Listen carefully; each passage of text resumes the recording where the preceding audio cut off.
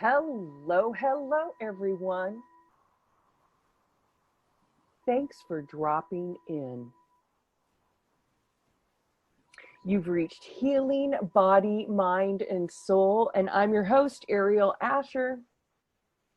Today, I have the honor and privilege to be with one of my really awesome friends and just an amazing, amazing woman.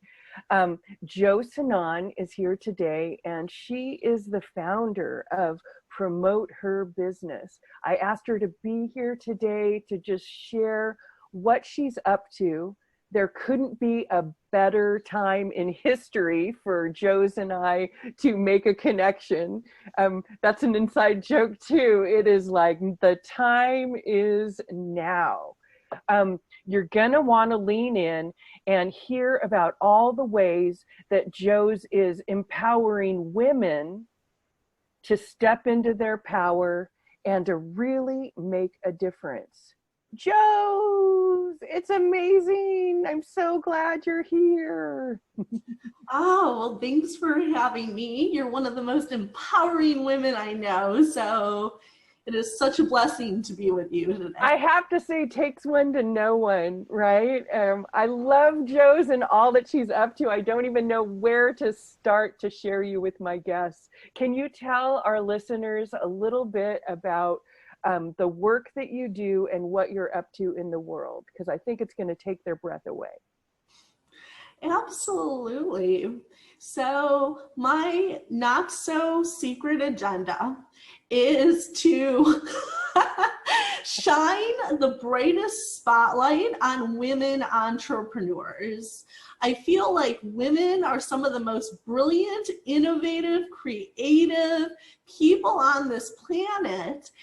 And oftentimes the world is in the dark about women's services. I talk to corporate women. I talk to women in the government. They're like, oh, we would love to buy from more women entrepreneurs, but we don't know who they are. So there's a lack of general awareness going on in the world that there is these amazing products and services and ideas that are out there. And many women entrepreneurs also have they have big ideas, well thought out ideas, but they have very small marketing budgets. And so I created Promote Her Business because it is a hybrid between a virtual networking group, so more women can come together and bond together, and a year-round marketing and sales training program so that we can give the world what they already want. The world wants to buy from women entrepreneurs. We just have to make it easier for them to find us. Absolutely. So by empowering women entrepreneurs, you're also helping economy all over the place.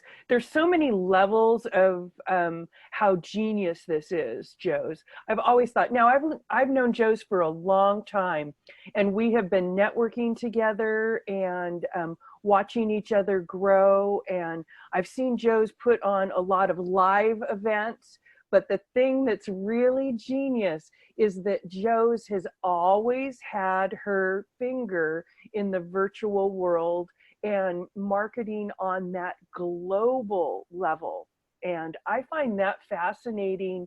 And aren't you, it's the silver lining or the gold lining or whatever it is of the quarantine and stay at home is now this is really in the forefront of everybody's mind, and people are really like going, oh wow, we do have this capability and this is going on. What are your thoughts about that, Jos?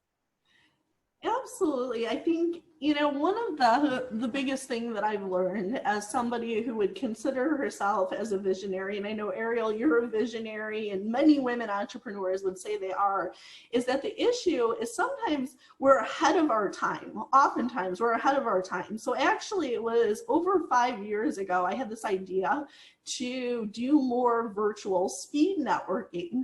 But the issue was that it was cost prohibitive. People didn't know about Zoom. Now we kind of take Zoom for granted, right, during COVID. But, back then, women, we didn't know about this platform. It was very cost prohibitive to try to do any networking events online. I didn't know any other groups, chambers, referral groups that were doing it. We were the only women's group in the space that I knew in the Bay Area. And so I wrote this description that was on Meetup, and it said, and I didn't even know if Meetup would approve it because Meetup does live events, so I didn't even know if they would allow me to do a virtual networking event. So I felt like the universe was like, okay, this is your test. How much do you want it? I'm going to try it. You know, so I put a Meetup description together, and it ended up that I never could find a platform that was not cost prohibitive enough so that we could do the event. Plus, I was talking to women entrepreneurs, and they were like, I don't want to be on camera. It was back in the day where people still wanted to do everything over the phone and not have you see what they're wearing. And, you know, and so I created the description, and then I just had faith that one day it would materialize. I was just ahead of my time. So if you're listening to me and you have an idea that's ahead of your time, just say to yourself to have patience. It will happen, not on your time, but it will happen, right? And I am proof of that because, you know, now during COVID, and actually even before COVID, about a good over a year ago, I was able to go back to Meetup, push the publish button, and it felt so good to be able to do something at the right time when I was going with the flow of things as opposed to against the tide. Amen. Sing it, sister. You know, Jos, it's so funny. I love that you say that. In 1990, I had a vision that I had a platform like a healing center where there were coaches, holistic healers, and people that could connect.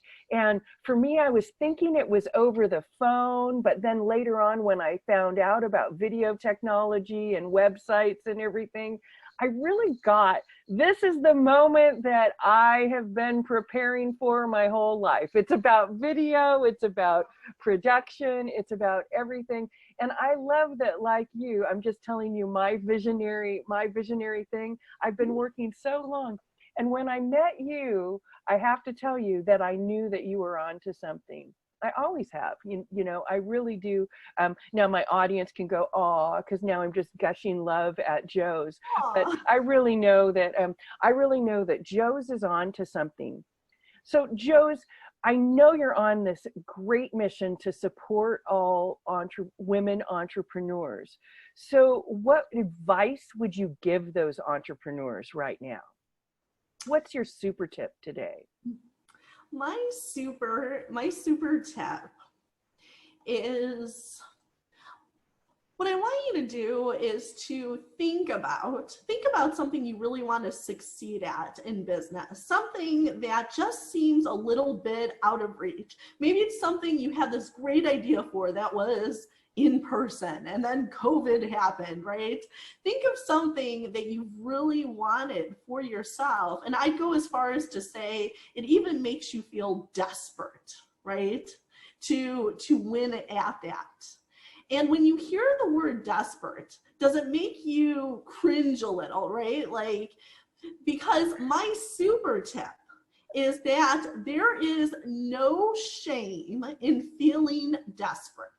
Desperate is just one more obstacle to your success. And actually, feeling desperate is a healthy sign that you're aligned with your passion. It would actually be weird if you spent the last year putting together a live event, then you didn't get to do it, and you didn't care, right? You care so much first. Okay, so I want to rebrand, reposition, realign what we're thinking about desperate. Because right now, especially being sheltered at home during, the era of COVID, there's a lot of people feeling desperate. And my belief is that desperate times do not call for desperate measures. Desperate times call for inspired measures. And in the world of marketing inspired promotions. I love it. I love it. I love all, this is just an absolute Joe's thing to say too. Desperate times do not call for desperate measures. I love Joe's because she goes against popular sayings sometimes, and she really does a great job. I love that. Desperate times call for inspired measures.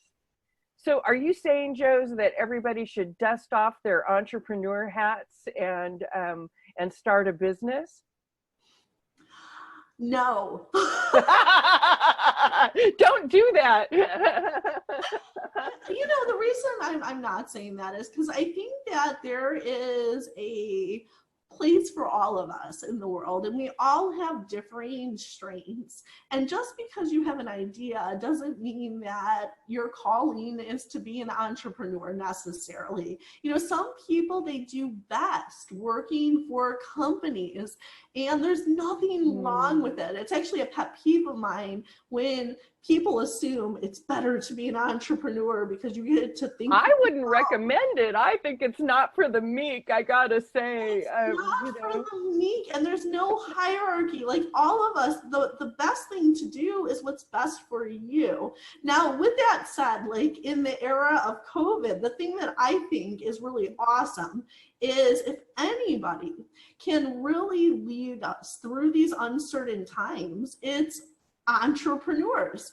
And the reason is because what's the definition of an entrepreneur? We only have one purpose. That's it. That's why an entrepreneur is an entrepreneur. And that is to solve people's problems in face of uncertainty and often at risk to ourselves, okay? So this is a time of uncertainty. This is a time of risk. I mean, calling this a problem is like the understatement of the century, right? So if anybody can be stepping up right now into their power, into their leadership, you know, and leading the world and solving the problems, and it's not just a health problem. COVID is not just a health problem. It's it is an economic, it's a social, it's a political, it's a business, it's a family. Everything. It's everything. So now is the time to, you know, to step up as leaders and be entrepreneurial. Even if you're not an entrepreneur, still think entrepreneurially. Amen. Amen. So many directions I want to take that. Let me think where I want to go next.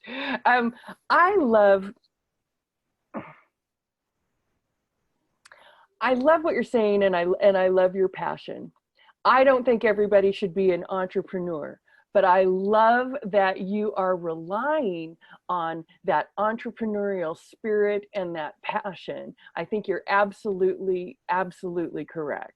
I think that it's the entrepreneurs, the leaders, the teachers, the coaches, the models who are embracing this spirit that will definitely give us some problem-solving ingenuity. You know, Joes, I have been working with kids in the last couple weeks. I teach public speaking, and I've been working with kids, and I am not worried about our future at all. The kids are blowing my mind about they're lucid, they're clear, they you know, they're still kids, so they don't really see global problem. I mean, they still say funny things, but I am really certain that the world is going to be okay when I see what's coming up. But I'm really glad that there are leaders and teachers that are ushering them through. You know, I'm not a mom, and I'm not at home with the kids. I only work with them a couple hours a day, or on the public speaking classes that I've been doing. But when I look at our future, I think that those kids are going to be entrepreneurs because their freewheeling spirit and their freewheeling problem solving is amazing. Joes, you had told me before that you were a Girl Scout. Can you tell me your Girl Scout story and how the Girl Scouts shaped you? I just want to get that story in there while we have this time on air together. Absolutely. So Basically, I could best describe myself as a Girl Scout for life. You are. Well, I think that once you're a Girl Scout, you are a Girl Scout for life. It's like if you're a theater person, like if you're a thespian, there are some things that you just, if you're that, then you are that. So tell us about why you are the super Girl Scout that you are. Well, I started when I was in Daisy, so I was maybe 5 years old. I went all the way up the ranks to being in high school wearing a Girl Scout uniform when it was so not cool to be wearing one, and persevering to get my Girl Scout Gold Award. And what Girl Scouts has taught me from the get-go is that girls can do anything. Girls can be anything. When somebody first told me there were glass ceilings in the world, I didn't believe it. I was like, I can't believe that anyone would block women's potential, because we can do anything. And I have Right? no doubt that we can knock down any ceiling, because we were probably the ones that built it to begin with. And I love it. like, we built the infrastructure, and so I think that, for me, Girl Scouts has always been the window for what's possible. Some of the most powerful, amazing leaders in the world, corporate, government, TV show host, have been Girl Scouts, right? And I look at so many women I admire and they've been Girl Scouts. So I think there's a theme here, do what works. Let's empower girls with the right mentality, from the beginning. And Girl Scouts definitely gave me an entrepreneurial spirit. Since I was really young, I was selling things, so that we could go on camping trips. Me and my sister sold over 1,000 boxes of cookies. We're top sales people in our troop for over 10 years. And so, I was always like loving that we could support girls and promote something we believe in and fundraise. But my question was always, how can we work smarter, not harder, doing what we love? Because I love Girl Scouts, but I didn't love it when I was in Chicago. I was knocking on doors. I couldn't feel my fingers because it was cold. I know California doesn't know what that's like. Yeah, But the Girl Scouts didn't have it nearly as bad in California. it wasn't as bad, sorry, and as Chicago. And and I was like, there has to be a way to sell cookies, to sell gold C-Bucks, to do fundraising in a way that's smarter, not harder. And I didn't think it was door-to-door sales. And so that's how I got my question of how can we promote what we believe in, working smarter. I love that. Thank you for sharing that, because I love that glimpse of just what it was like and what your upbringing was like and what you were exposed to and what got you so entrenched in this passion for helping or supporting the ingenuity of women in this way. So awesome.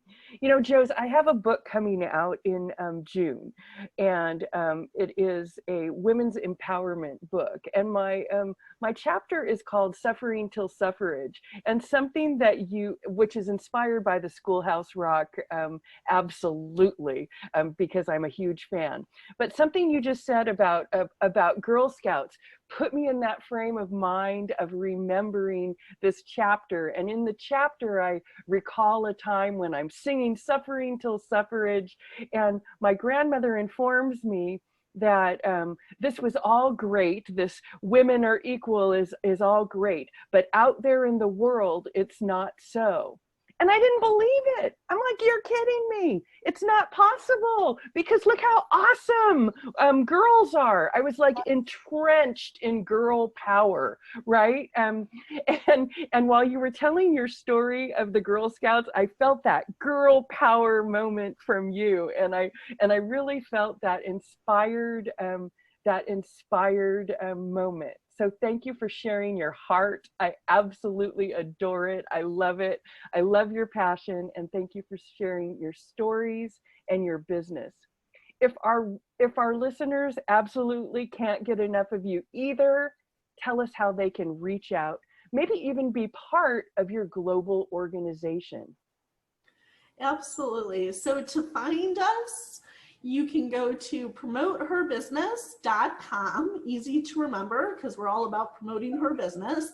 And you can sign up for virtual networking events with our global community. Come to a free virtual speed networking, work smarter, not harder, promoting your awesome business. And also you can be part of our year-round marketing and sales training program, because it's not just about promoting yourself, but wouldn't it be cool if you not only could consistently promote yourself to a global and local communities, but also you could learn the best ways to promote yourself at the same time. Super amazing. Promote her business. That is Jos Hanan.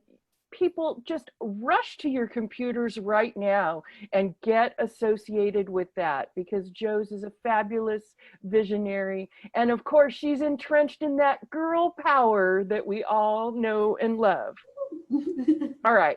I just got in my rah-rah space for today. So thank you so much for activating that part today, Jos. It's been wonderful to touch base with you and to feel that passion and that power coming forward from you. It's really, really awesome. Oh. Okay. Well, that's our time for today here on the Healing Body, Mind, and Soul podcast. I hope that you've been inspired. Maybe not to become an entrepreneur, but certainly to reach down deep into your heart and to get some of that girl power spirit and ingenuity that Jos and I were touching upon today. It's just awesome. And it's what's going to get us out of this whole huge mess. All right. Thanks, Jos, for coming by today. And thanks, our listeners, for dropping in. Until next time, everyone. Happy healing.